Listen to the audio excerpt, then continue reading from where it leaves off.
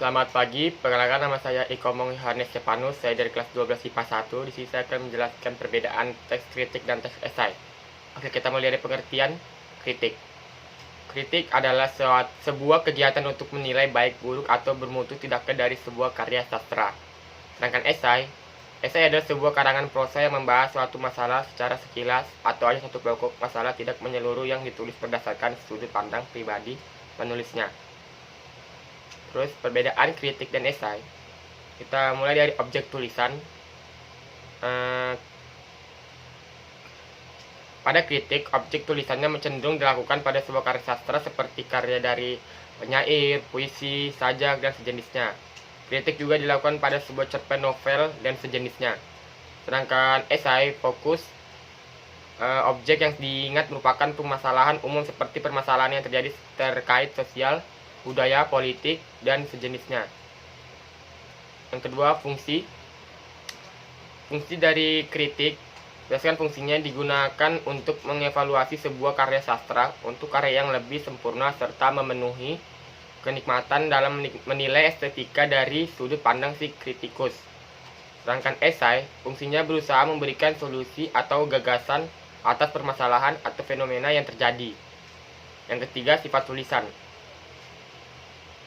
Nah, kalau kritik pada suatu karya sastra itu bersifat subjektif, karena setiap orang punya selera seni yang berbeda-beda. Biasa saja suatu karya dikatakan bagian oleh si A tetapi tidak menurut si B.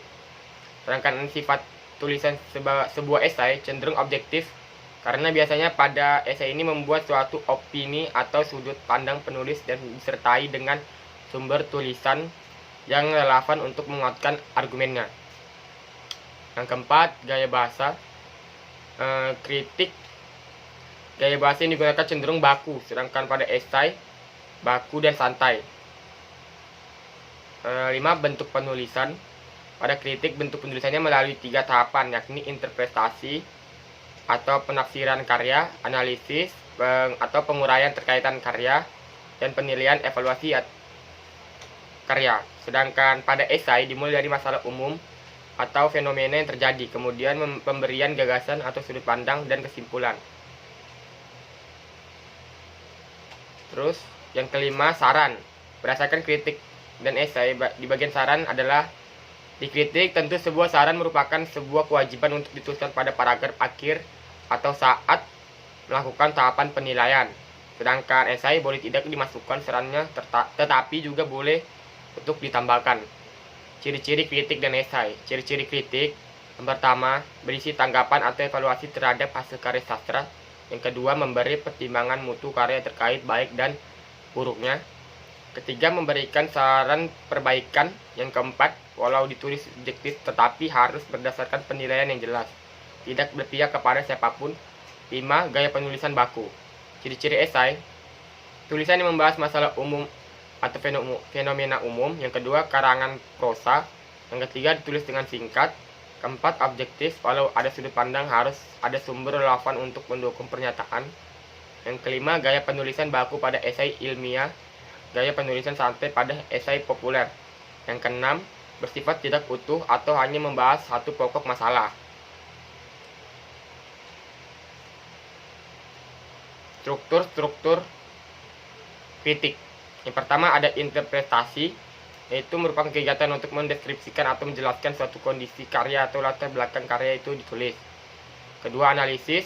Struktur sebuah tulisan kritik yang kedua. Jadi setelah disusun oleh interpretasi, maka selanjutnya tulis tersebut perlu menjelaskan hasil analisis dari suatu karya sastra. Ketiga, penilaian. Penilaian dapat datang sebagai nilai atau mutu suatu karya sastra yang dikritik oleh kritikus tersebut. Struktur esai. Pertama, pendahuluan.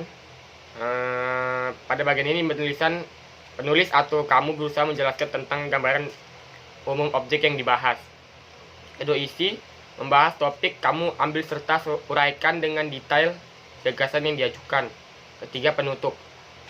Penyimpulan pembahasan dari esainya dimulai dari bagian pendahuluan hingga isi. Sekian penjelasan perbedaan kritik dan esai. Sampai di sini saya ucapkan terima kasih.